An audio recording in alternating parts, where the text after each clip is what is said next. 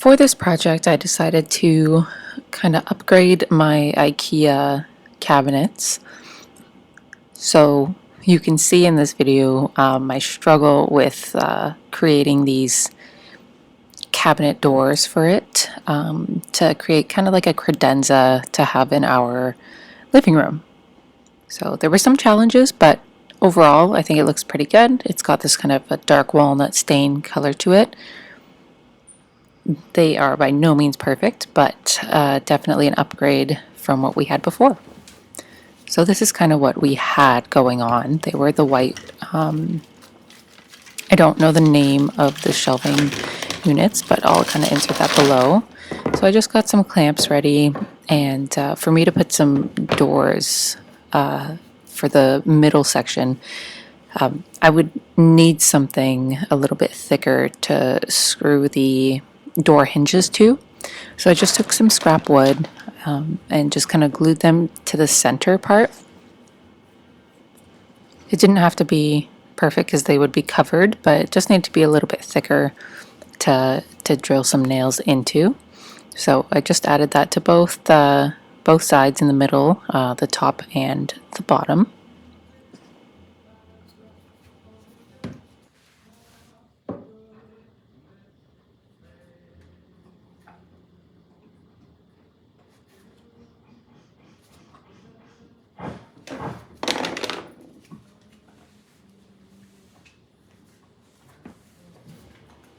After I got some wood glue on there and placed them where I needed them, I got my clamps and just clamped them in place.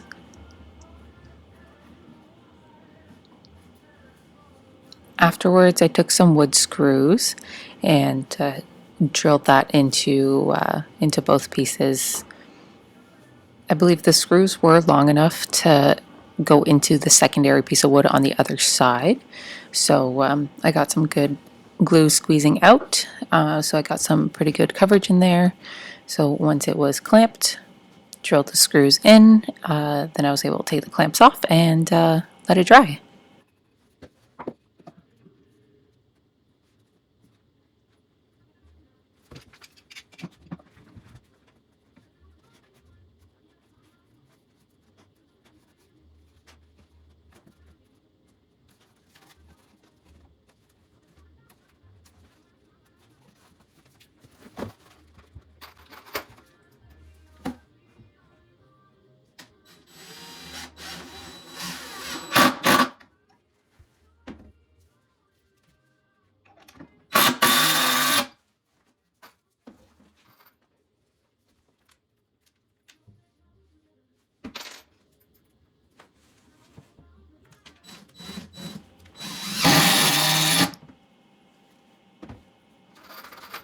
And of course, Daisy came by to help a little bit.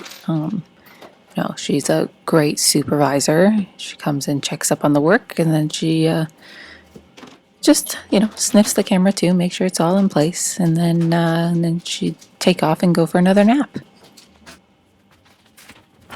Now it was time for me to clear off the whole area, kind of move some stuff away from the edges, and just cleared out everything from the insides. I was going to have to pull the cabinets forward to attach the two of those together. So just making sure I moved everything out of the way, especially for when I painted. I didn't really want to get everything else covered. We normally just store all our board games in here, and then in the middle ones I would store all my extra candles, and on the right would have all like our wine glasses and any sort of barware that we don't use every day. When I had used these, they were vertical years prior, so I had these felt, those fuzzy, felt non-scraping little stick-on pads. So I had those on the bottoms of both of those. So I used just my kind of scraper tool and tried to peel them off. They did leave a little bit of a residue, so I took some Goo Gone and some acetone to clear all of that off.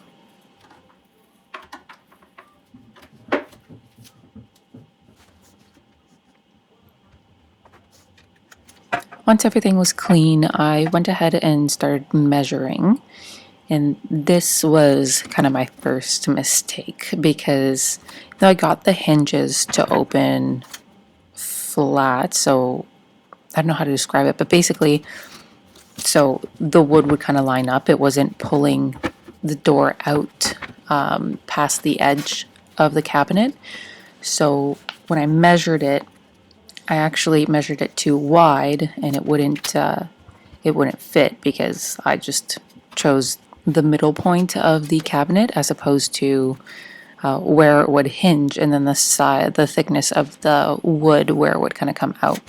So I did have to go in and cut it again afterwards because it looks like it paired up here, but as you can see, the middle section dividers of all the cubes are skinnier than the complete border of the cabinets. So it didn't go completely outside to the very edge of the border of the cabinets.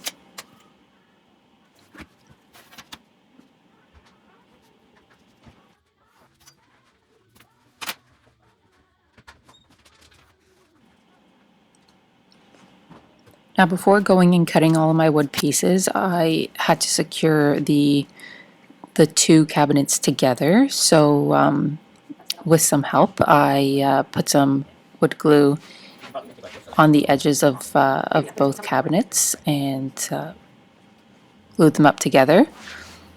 On the back, I used some metal mounting plates to just join. I did them one in the middle and then one on each side on the back of it, so it would hold it in place. The glue wouldn't come loose over time. So it would one screw would go into the bottom of the top cabinet and then into the top of the bottom cabinet. And that way everything would be held in place. So I just had him kind of hold the cabinet so they would be flush on the front and attach them both together.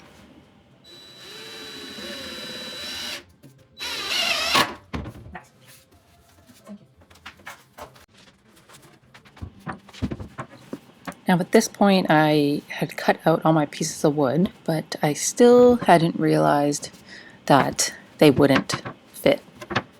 So that realization comes when I have attached the hinges and then tried to attach them to the actual cabinet. So I'm kind of going along here and just making sure everything would visually line up. And then I had to adjust afterwards.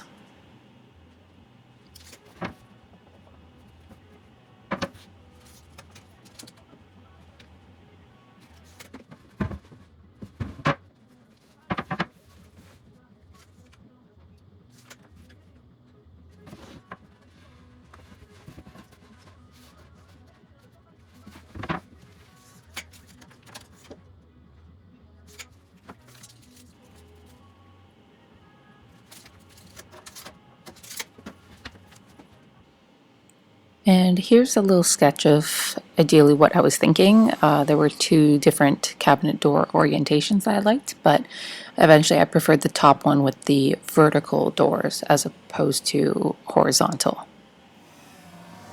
On the back, and then with some help again, we managed to flip over the entire piece, and as you can tell, the two pieces are now one. So the mounting plates did a good job. Everything's being held together. You'll see those plates in the back there. There's just those three. And we went ahead and attached the gold feet to the bottom. The gold was going to be matching to the gold semicircle handles that I had gotten. So I delegated this task to just get them attached to the bottom while I finished cleaning up all the sticky residue on the other side.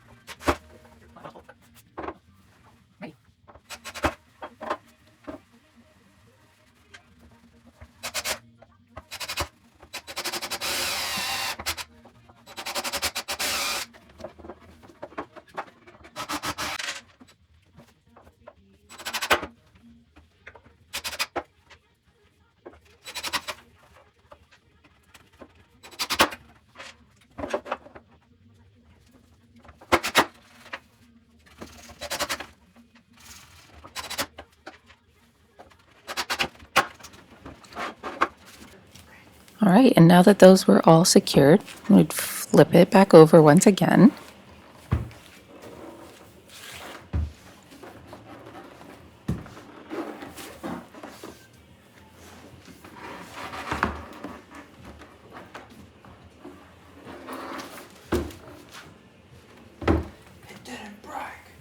Now, because this is an IKEA finished piece, I did have to use a primer paint, and it was a specific primer paint that I had looked up that people had said, in order to not have your paint peel off your IKEA items.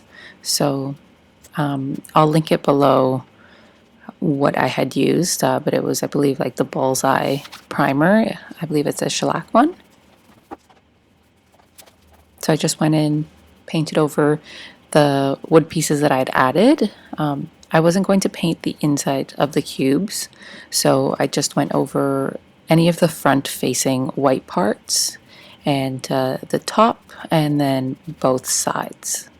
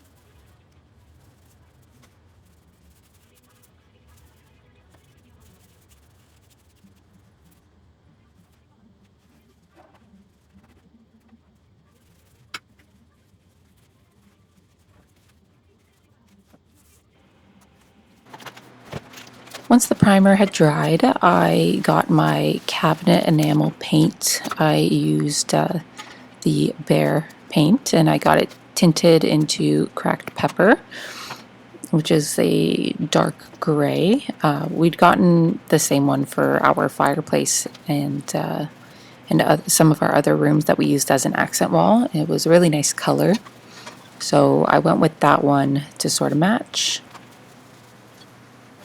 For some reason, I found it to be a little bit more of a blue color, and I don't know if that's just because of the finish being like a melamine finish, and our other ones were a flat finish. I'm not quite sure, but it still looked good in the end.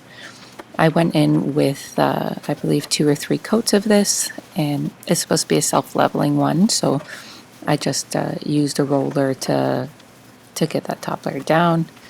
Tried to make sure Daisy didn't, get her fluffy tail in it, which she didn't. She got close. And this was starting to bring the look together.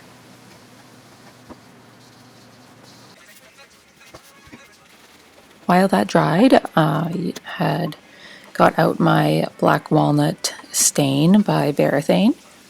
So I went in, and because it was winter time when I had done this, I had to stain indoors, but I made sure that I had some windows open there. But I gave all the sides a stain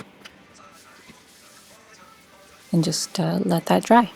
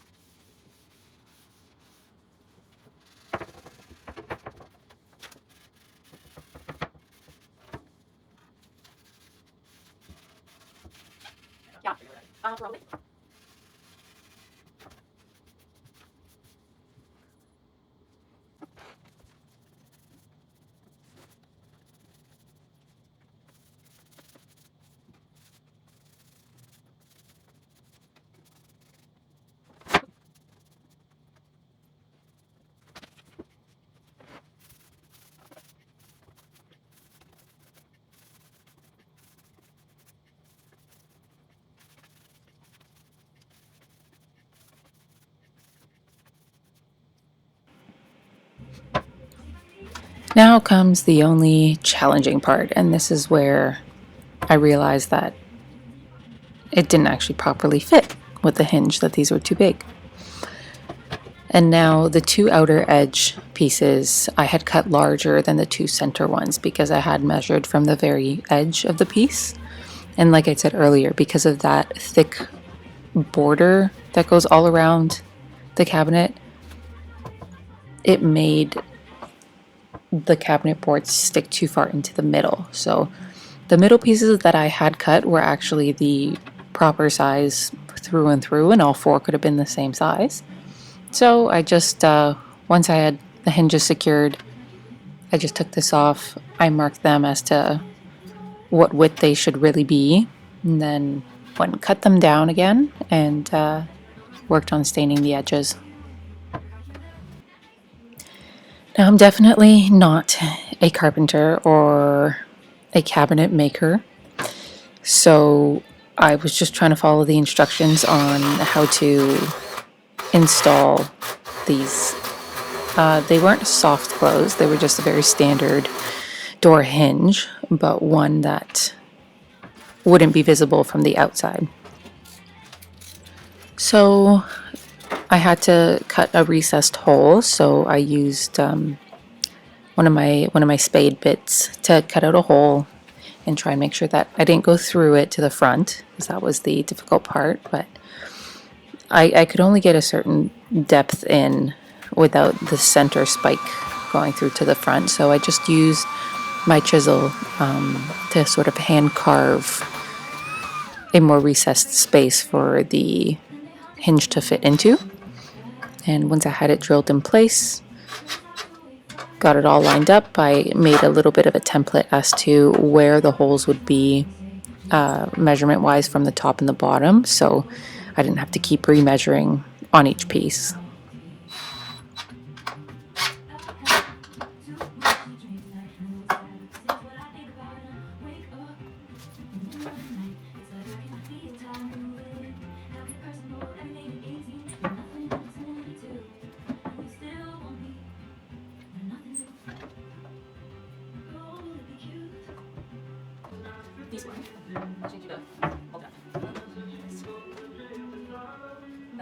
And yet again, enlisting some help here, I got him to hold the door in place just so it wouldn't keep sliding down, and got him to just hold it level with the top. I mainly wanted to make sure the top was level through and through. And then I just went in from the other side and used the screws that came with the pieces and screwed it into the middle piece. And here, as you can see, it is functional. It does work. You can see I was quite proud. That was quite the frustrating task, figuring out which way the hinges go onto the door. I initially put them on backwards and then had to take them off and put them back on again. So this really had been a labor of love and dedication. You'll notice that the inside of the doors are unstained, and that's just because I wanted to get the holes drilled and all the cutouts done, just so I don't have to be staining parts that I'm cutting out and scratching everything up. So I just decided to stain them afterwards. But once all the holes were cut out, I was able to line them up and get everything nicely in place. So this first door was the one that was too big, that I had to take off and then trim it down. So I just took that off, and then you'll see in the next few clips the process of cutting out all the holes for the hinges to go into. So you can just see I take my spade bit, cut them out, and then chisel out some more.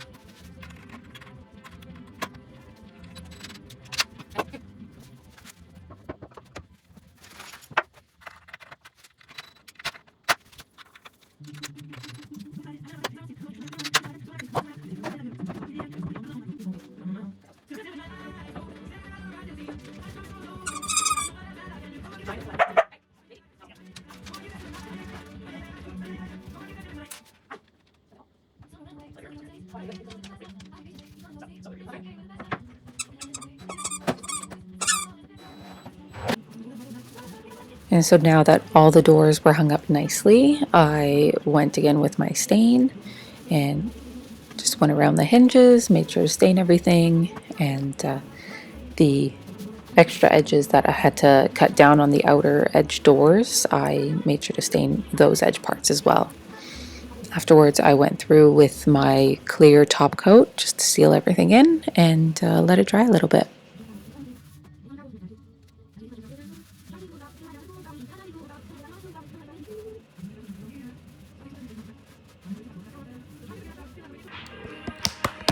Plus some bonus footage of the supervisor working very hard, keeping an eye on the project.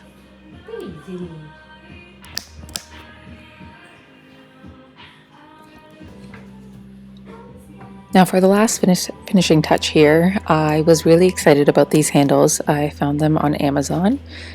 They were this gold semicircle handles, so when you had two of them together it would make the illusion of one circle. So I couldn't initially decide whether I wanted the handles to be placed higher towards the top or if I center them in the middle. Ultimately, I decided I liked the look of them in the middle, so I went ahead and used a scrap piece of card to poke out those two little holes of where the handles would go, and I used it kind of as a template, so I didn't have to keep measuring out the hole distances, so I just made sure I knew how far it would go. I put some tape on the front of the cabinet door to prevent some of the splintering that would happen when drilling the holes for the handle. And prior to doing those holes, I had just adhered some of those silicone little dots to the front and the back. Or I mean the top and the bottom corners, so that way when I close them, it wouldn't just be wood on wood, there would be that little rubber stopper there.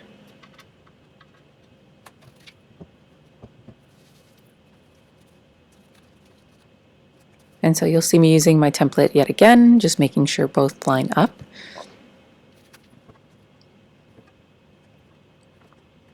I was very aware that measuring and keeping things at the exact same measurements is not really my forte. I get too impatient with making sure they are completely accurate, but I wanted this to look really good, so I was a little bit meticulous about making sure the holes lined up properly and that they were all the exact same spacing.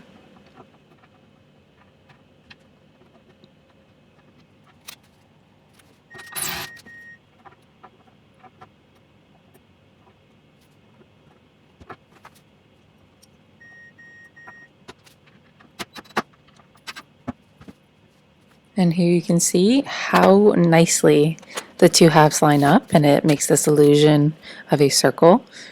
And I think it looks really, really nice with the darker walnut color and the gold feet that I've added onto it. Our coffee table has a faux dark walnut top piece with gold table legs that crisscross at the bottom. So I wanted it to sort of match that and have the same gold accents.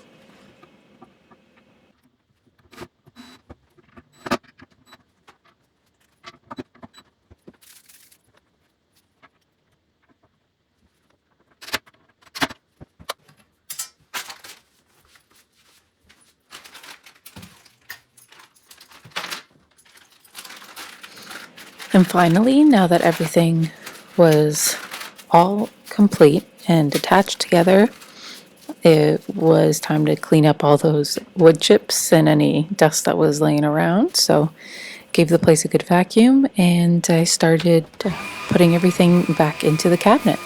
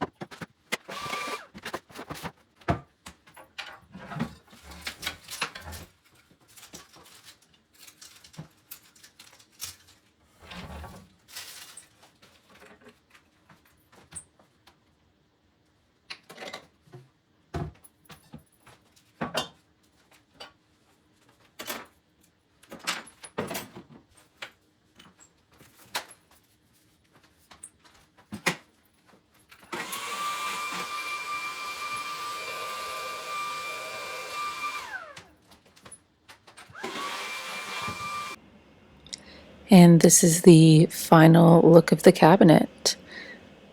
Again, this was at Christmas time, so we still had a Christmas tree up, but you can see in the dim light here, it looks really nice. There's that enamel type finish from the paint on the top, so you can see some reflection from the candle.